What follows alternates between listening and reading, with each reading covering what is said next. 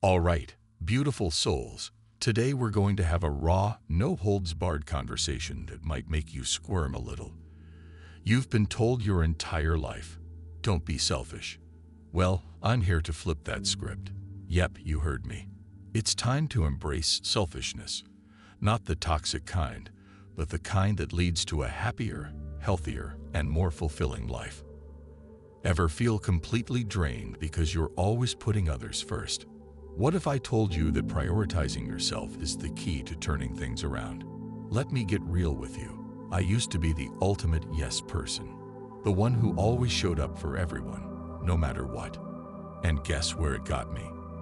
Burnt out, lost, and completely detached from my own needs.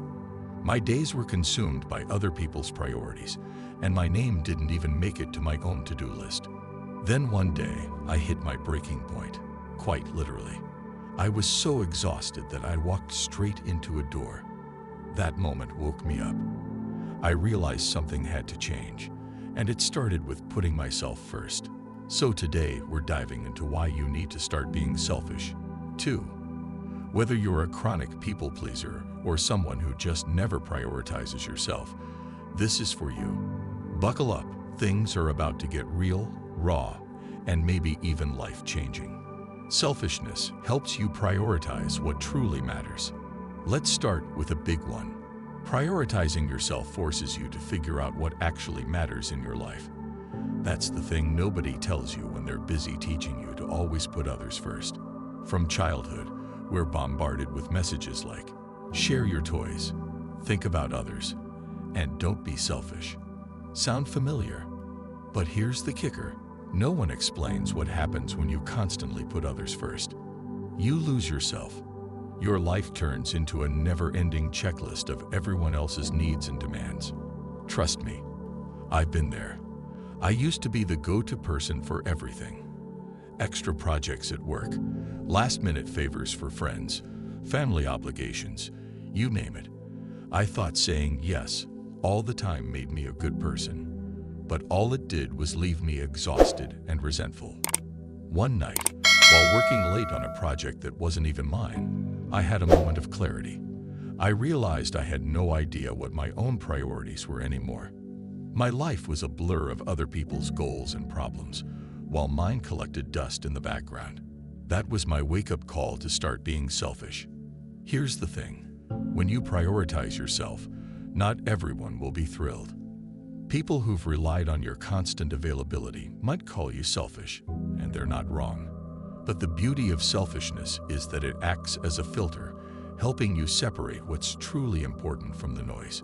Once you start setting boundaries and saying no, you'll find clarity like never before. It's like the airplane safety rule. Put on your own oxygen mask before helping others. You can't be everything to everyone if you're running on empty. Selfishness isn't about ignoring others. It's about including yourself in your own life. It's the ultimate burnout prevention tool.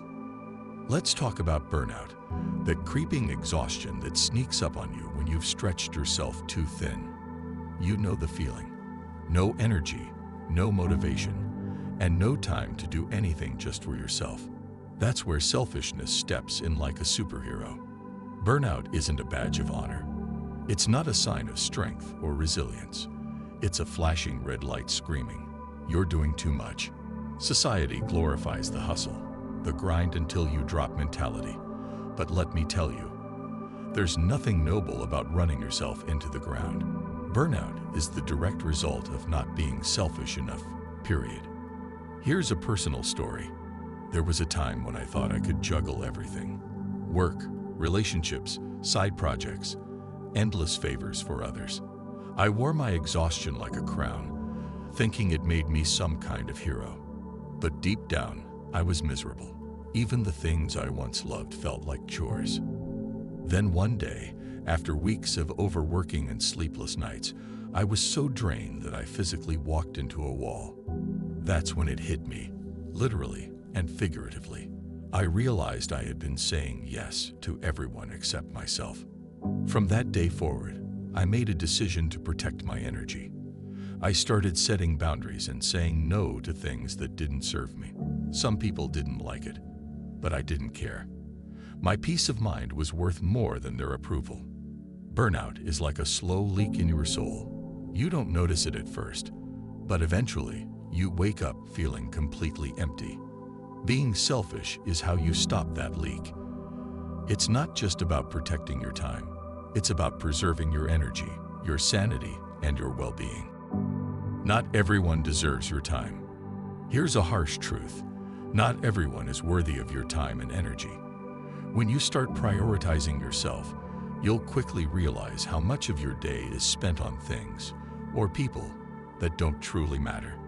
Being selfish helps you become more selective. It teaches you to value your time like the precious resource it is. And once you start treating your time with respect, others will follow suit. Think of it this way. You wouldn't let just anyone walk into your home and take whatever they want, right? So why let people take your time and energy without a second thought? Not everyone deserves your time. That might sound harsh, but it's an undeniable truth. If you're not careful with your time, others will gladly waste it for you. And here's the twist. Not all of these people are strangers. They could be your closest friends, family members, or coworkers. While they might mean well, not everyone deserves unlimited access to your energy, attention, and time. Picture this. You're balancing 1,000 things. Work, personal goals, maybe even a relationship. Then your phone buzzes. It's a text. Hey, can we talk? I need advice. Naturally, you care about this person. So you say yes. Before you know it, 2 hours are gone. You're emotionally drained. Nothing on your to-do list is checked off, and their problem isn't even resolved. Why? Because people will take as much of your time as you allow. And that's why being selfish is crucial. A personal experience. A few years ago, I had a friend. Let's call her Sarah. Sarah was a lovely person, but she always needed something from me. Advice, emotional support, help with projects, you name it. I was her go-to person. At first, I didn't mind because that's what friends are for, right? But over time, I noticed something. These interactions were one-sided. Sarah would vent for hours, but when I needed support, she was nowhere to be found. This pattern wasn't limited to Sarah. It was happening with others too. One day, after yet another draining conversation with her, I had a realization. Not everyone deserves my time. It felt harsh to admit, but it was true. I was giving so much of myself without getting anything back, and that needed to change. Time is your most valuable resource. Here's the thing. Time is your most precious resource. Once it's spent, it's gone forever. Yet, we often treat it like it's endless. Being selfish with your time isn't selfish at all. It's smart. It's about recognizing that your time is finite and treating it like the valuable currency it is. People will unintentionally misuse your time. A quick favor can morph into hours of work, or a just need to talk text can turn into an impromptu therapy session. While it's great to be supportive, you have to ask yourself, is this person giving back what I'm putting in? If the answer is no, it's time to rethink how much of your time they deserve. Being selfish doesn't make you a bad person. Here's where things get tricky. When you start saying no or setting boundaries, some people won't like it. That's okay. Their reaction is not your responsibility. When I began limiting my availability, saying, "Sorry, I can't talk right now," or "I'm focusing on my own priorities," I got mixed reactions.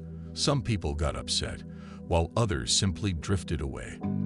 But those who truly cared about me respected my boundaries. And those who didn't, they were never really there for me in the first place.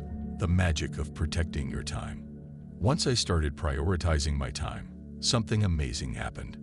Suddenly, I had space for the things that mattered to me, my goals, hobbies, and personal growth. I was happier because I wasn't constantly drained by people who only reached out when they needed something. Instead, I spent my time with people and activities that energized me. That's the beauty of being selective with your time. You start to attract deeper, more meaningful connections with people who genuinely value you. Protect your energy and self-worth. Being selfish with your time isn't just about managing your schedule. It's about safeguarding your energy and self-esteem. The truth is, you can't be available to everyone and still have enough left for yourself. When you stop giving your time away freely, you'll see who truly values you and who was just taking advantage of your generosity. Some people might label you as selfish, but that's because they benefited from your lack of boundaries. When you set limits, they'll need to find someone else to lean on, and that's no longer your problem. The takeaway: be selfish with your time because not everyone deserves it. It's okay to say no. It's okay to prioritize yourself. At the end of the day, your time should be spent on the people and things that genuinely matter. Respect yourself enough to set boundaries, and you'll find that others will respect them too. People respect boundaries. Let's dive into a topic that stirs up some mixed emotions. Boundaries. Yes, I said it. Boundaries. They're not just a buzzword tossed around by life coaches. They're an essential part of a balanced life. And here's the twist. People actually respect boundaries when you set them. Shocking, right? But here's the catch. If you don't set boundaries, you're essentially handing everyone a free pass to treat you however they please. That, my friends, is a one-way ticket to chaos. Here's the hard truth. You're the only one responsible for enforcing your boundaries. No one else will do it for you. In fact, most people won't even realize you need boundaries until you lay them out. We've been conditioned to believe that being agreeable and accommodating is the way to go, but let me tell you, being a pushover only leads to being walked over. Let me share a personal story to bring this to life. A few years ago, I worked a job where my boss loved to pile last-minute projects on my desk, expecting them to be completed yesterday. At first, I thought, this is just how it is. I didn't want to seem unhelpful or rock the boat, so I said yes to everything. But over time, I was drowning in work, missing out on my personal life, and feeling completely burned out. My boss had no idea I was struggling because I never spoke up. I kept waiting for someone to magically notice. Then one particularly exhausting week, after working through the weekend to meet an impossible deadline, I snapped. I walked into my boss's office and said, I need to set some boundaries. It felt like I was speaking another language, but guess what? My boss wasn't offended. She was shocked. She had no idea how her demands were affecting me. The most surprising part, once I set those boundaries, she respected them. She even became more mindful of how she assigned projects in the future. Here's the deeper message. When you set boundaries, people respect you more. It's like flipping a switch. They start seeing you as someone who values their time and energy. After I began enforcing my boundaries, not only did I gain my boss's respect, but my colleagues also started asking me for advice on setting their own boundaries. It was eye-opening. People had been waiting for someone to take the lead and show them it's okay to prioritize themselves. Let's be real. Setting boundaries isn't always smooth sailing. Some people may push back. They might not like the more assertive version of you, and that's fine. Discomfort is a natural part of growth.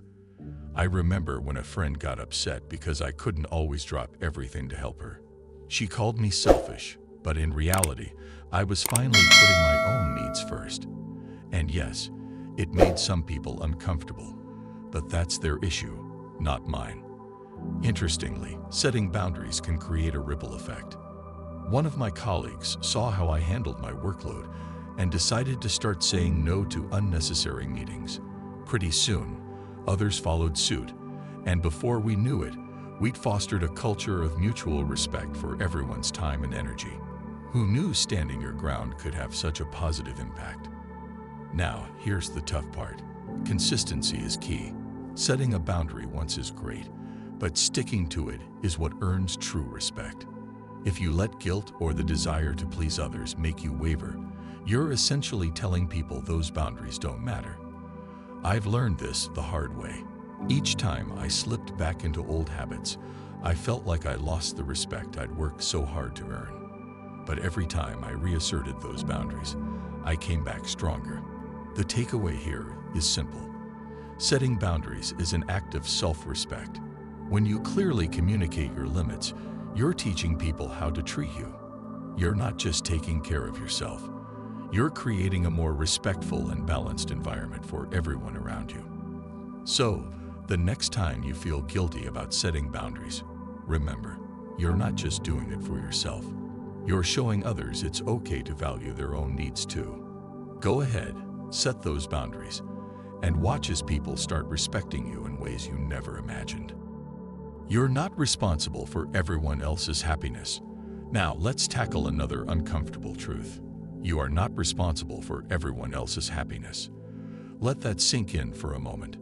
Doesn't that feel liberating? You might be thinking, but what about my friends, family, or partner? Shouldn't I care about their happiness? Sure, caring is part of being human, but carrying the burden of someone else's happiness, that's not your job. Here's the reality. You're not a walking happiness machine. It's not your responsibility to be someone's constant emotional support system. And let's be honest, trying to make everyone happy is a fast track to losing your own peace of mind. Let me illustrate with a personal story. I once had a friend, we'll call her Lisa, who was going through a tough time. She leaned on me heavily, and while I wanted to help, it started draining me. I spent countless hours listening to her problems, giving advice, and trying to cheer her up. But no matter what I did, it was never enough. One day, after yet another long, emotionally exhausting conversation, I finally said, "Lisa, I can't be your happiness factory. I have my own stuff to deal with." I was terrified of how she'd react. But to my surprise, she didn't get upset. She actually admitted she'd been relying on me too much. That moment changed everything. By setting that boundary, I wasn't just protecting my well-being. I was giving Lisa the chance to find her own happiness. Here's the deeper truth. You can care about someone without taking on their emotional burdens. In fact, when you stop trying to be someone's happiness crutch, you empower them to find their own path to joy.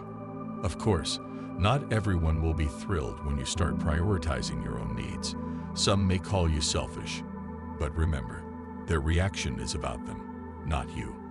I learned this lesson in a past relationship.